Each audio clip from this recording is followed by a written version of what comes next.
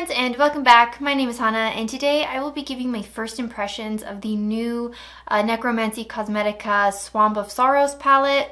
I have it right here in my hand. It's actually very, very cute. So if you're curious about what I'm wearing on my face, what I mentioned in today's video, and what I'm doing in other pockets of the internet, I always have links in the description box down below. I'm a very small content creator, so none of my content is sponsored or affiliated, and I do not have any sponsored or affiliated links down below. I do not copy and paste anybody else's sponsored or affiliated links. The only entity making money off of you shopping my links is tinyurl, which is the website I use to make all my URLs tiny so I can fit as much information as possible down below.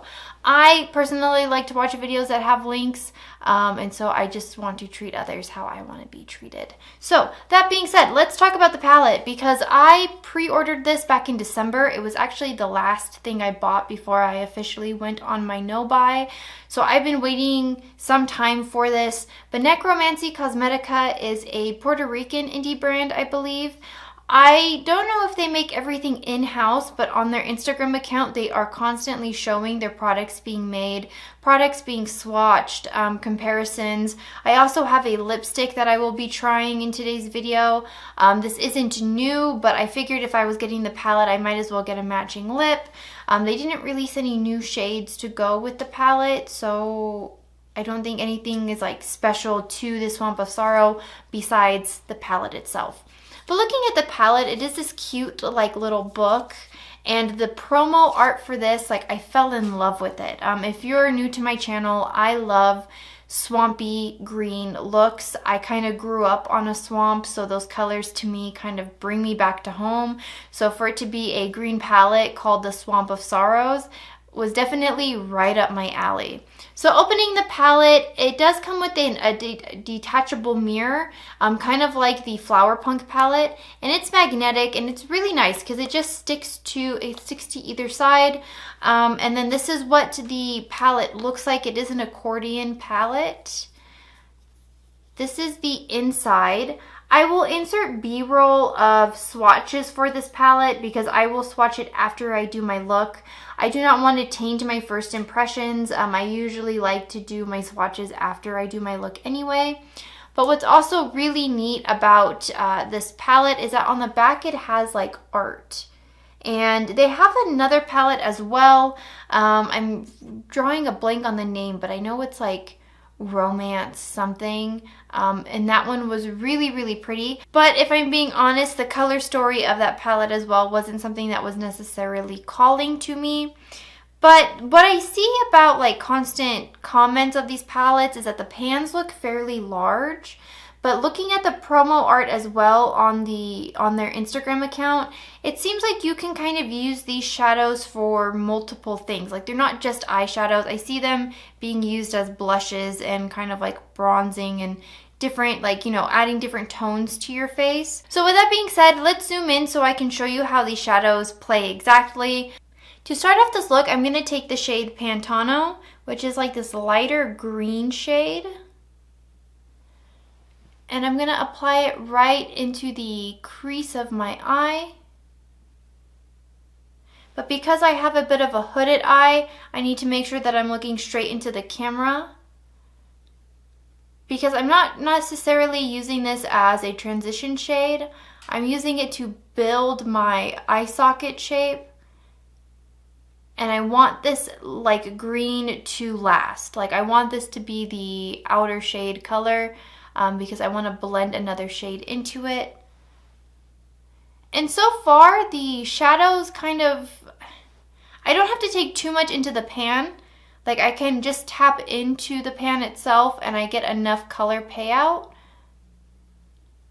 I think if you were going for a more dramatic look, I think you would have to push a little bit harder into the pan to get more product. But for a soft blend of color, it's fairly easy to pick up. And I'm just taking this out to establish that green shape while still carving out my eye. And then I'm going to go in with Enlightenment, which is like this mustard kind of yellow. And I'm just gonna sweep that over my lid. with a fluffier brush.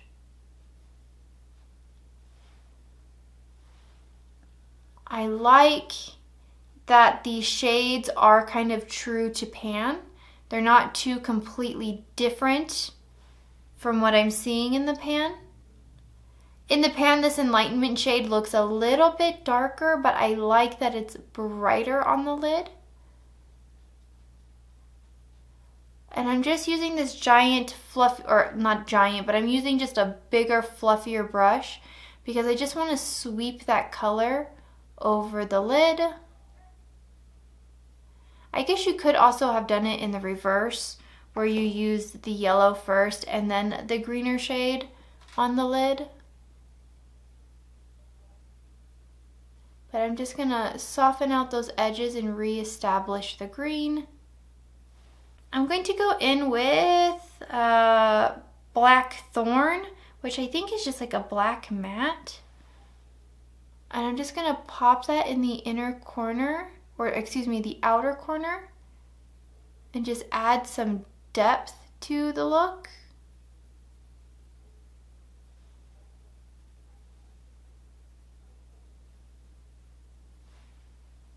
The black matte makes me nervous because sometimes black mattes are very unforgiving.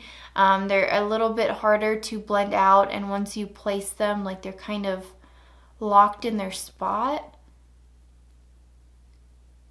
It's not like as black, you know, it's like not as intimidating. I think I could get this to be like a true, like deep opaque black if I kept building up the shade and like applying more and picking up more product. But it feels very like user friendly. Like it's not as scary as it looks. I think it's just a bit more intimidating.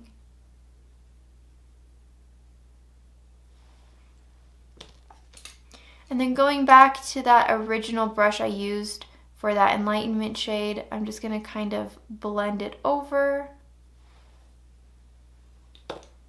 And then using a flatter brush, I'm gonna take the shade. I'm gonna go back in with Pantano, and I'm going to add that to the lower lash line.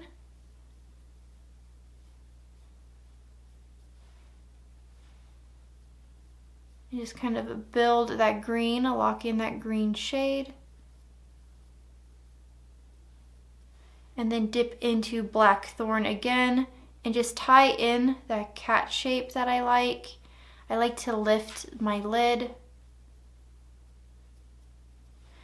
The only downside to this palette is that there isn't anything lighter to add to the inner corner, but when looking at the photos on the Instagram account, they're not the typical like Instagram beauty guru kind of makeup aesthetic. They are very much like the Latin goth kind of makeup aesthetic, so they wouldn't necessarily have something like lighter to put in the inner corner. I'm gonna reach for a white matte because that's just what I want to use. And that's not, I don't know, I don't think that's a knock against the palette. I think that's just personal preference. So now that I have that white in, I'm just gonna kind of blend out those shades. I'm gonna apply my mascara off camera, do my other eye, and I'm probably gonna come back with a, I don't know what color liner I'm gonna put in my waterline. Should I put a green? Should I put a yellow? You'll see when I get back. Okay, so I put a lime green in my waterline, and I just did my mascara and my lip liner, and you know what? I was kind of hesitant at first, but really like lashes can really pull a look together. Sometimes you just gotta trust the process. I will say, I think I blended a little bit better and had better placement on this eye. But to be fair, every time I try something for the first time, I always feel like it's a learning curve, right? Like you're just going in, not perfect. But I guess I could have gone in with like a yellow as well. The lime, I don't know. I like how this looks. It is giving very swamp. Okay, so what I saw in the promo photos, they were using all of the shades to do a full face. So I kind of want to reach into this palette as well and pull out a blush, sort of ish.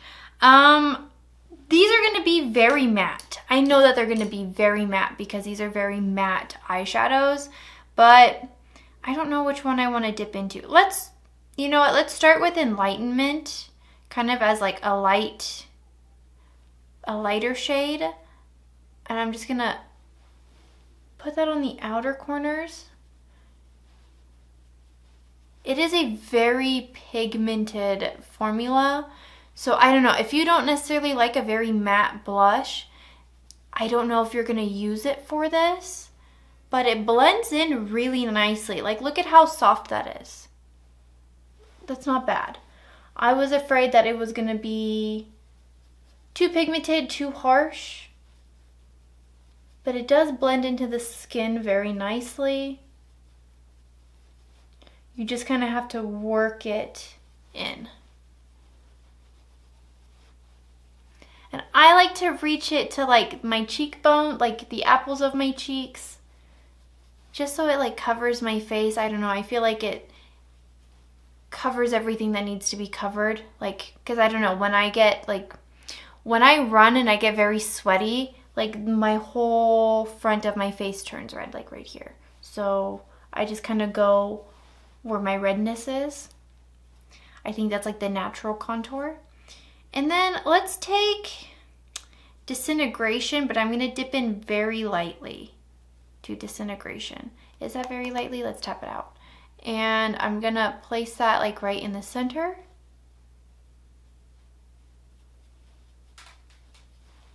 And just kind of sweep that in. You can go very light-handed for this.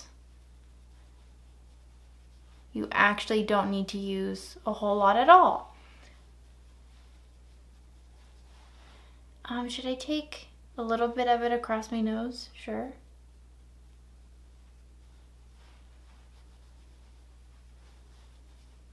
And I'll take a little bit of Enlightenment and tap it on top. It's giving very...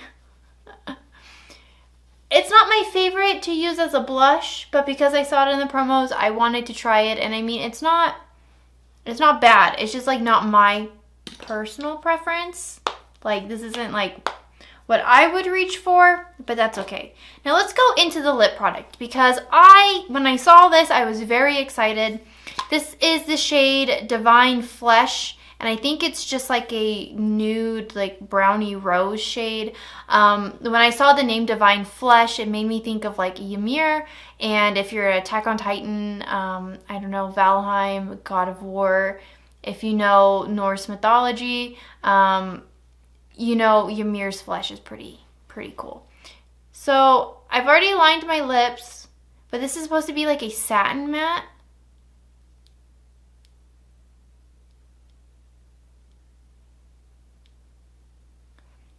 The packaging is like cardboard, full cardboard. So I don't know, I guess it feels fragile in my hand, but I think that's because I'm used to just having like big metal tubes like this where I know I can be very rough with them.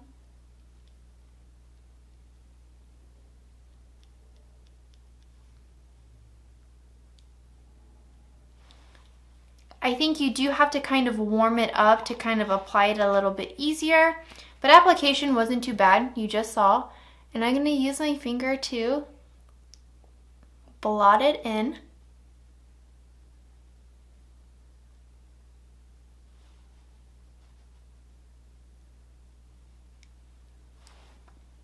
It's a very pretty shade. Like, this is a very cool toned kind of brown. This is very much giving me Latin goth vibes. I'm here for it. If you've ever gone to the Bay Area, if you've ever visited Los Angeles, like my California goth Latina girls, you really should be buying from this indie brand. I'm just letting you know right now. This is for you. Shout out to you. If you are a Latin California goth girl, let me know in the comments down below, because I want to be your best friend. You're my people, truly. I just kind of want to diffuse some of the shade. Do I need a highlight? I kind of want to add a highlight. I'll go in with Silly Old Bear from Colourpop, because why not? It's a good blush, and it's gold, so I think it'll go really pretty with this color combo. I'm telling you, I don't know what Colourpop's deal is, but when it comes to the Super Shocks and the Disney collections, they're really the one. They're really just like the prettiest. Okay, and this is the final look, and I mean, I love it. I love it. Let's talk about it, because I think I found a new treasure in my collection. I know that I was already destined to love this swampy green palette, because I love a swampy green palette. My Play-Doh Sci-Fi Green palette is my most used and abused palette in my collection, and I like the Gemini palette. I had the original, I have the reformulated. Not necessarily my favorite. It is my go-to to suggest to people who want to get into that, like, you know, grungy green mustard with a black outer corner kind of look. But that's just because a lot of the people I talk to about makeup, their first choice in shopping makeup is Sephora. So, like, it's just easier that way. But the last time I was this impressed with an out-of-country indie brand was Sigil Beauty. And I'm so excited to see what Necromancy Cosmetica comes out with in the future. Because even though the last palette wasn't necessarily for me, like it wasn't the color story I was looking for, I am so impressed. Like, I'm floored, truly. This black matte is beautiful. The black matte in the Sci-Fi Green is, I don't want to say like for more of an expert skill makeup user, but it can be kind of a learning curve for those who are maybe new to makeup. That palette is no longer available, so I guess comparing it to the Gemini palette, like the formula isn't bad, but it's not my favorite. Like, I kind of have to work it in a way to kind of get this similar result. And you just watched my video. I very quickly just kind of went in there and did my thing, and look at how good it looks. And like I said, I think this eye I blended a little bit better than this one, because this was like my very truly like first laying it down, playing with it. But it's gorgeous. And this black matte, I know that I can work it up to get it to be like that rich kind of black if I needed to. But I like that it's just more of like a transformative kind of shade. This would be the black matte I would reach for if I wanted to deepen a shade. Because with a white matte and a black matte, like, you can kind of transform your eyeshadow shades to make it lighter or darker as needed. But sometimes, like, not all whites and blacks are built the same. So this is just one of those shades where, like, I could still keep the pigment of the original shadow that I'm blending it with, but I know I can deepen it in a way. And I'm just so happy with this look. Like, I'm probably going to wear this look for the rest of the week, because, like, this is really cool. The lipstick. I do not like truly matte lipsticks. I have very thin lips already. The day that I can afford a lip filler, look out, internet, I will blow up. I will be too hot for the scene. But I don't want to wear a product that shrinks my lips even more. Like, I don't want that. So even though I can kind of see how dehydrated my lips are with this product, that's more so me. And I think this product maybe needs not necessarily a primer, but maybe like I put on a lip oil while I'm doing my makeup, so then it sinks into my lips by the time I get to my lipstick. It's not necessarily like transfer proof, but it doesn't have a whole lot of like product coming off. So I feel comfortable wearing this to like eat and like wear to work and do my thing. I do want to get a shade that is like my lip shade but better. I do love this cool toned brown. I love a brown lipstick. I love a cool toned brown lipstick. I knew when I was pulling these products together that I was going to get a very grungy look, but that's what I was going for. I didn't want to play it safe. I wanted to really like lean into the aesthetic of the brand, because I feel like that would give better representation of what this palette and this brand truly is. And I'm so happy. I just want to call out my friend Priscilla specifically, because I know this is her. This is her aesthetic, playing with this makeup, looking at the promo art, all of it. Like, Priscilla, I'm making this video for you. I love you. This is this is it. This is it. You don't ever have to use those Makeup Revolution Batman palettes again. You can just use this and it'll look 1,000 times better, and you won't be sad that you spent money on basically just packaging, because it's not just packaging, the product is also just really good. So let me know in the comments down below, have you used anything from Necromancy Cosmetica before? And if you have, what are your favorite products from them? Or maybe what is something that you're looking forward for them to come out with? Like, what would be your dream color story from them? Let me know in the comments down below. I would love to hear your thoughts and opinions. And if you liked hanging out with me today and you would like to see more, make sure you hit that subscribe button so you do not miss out on another video. And I will see you guys tomorrow. Bye.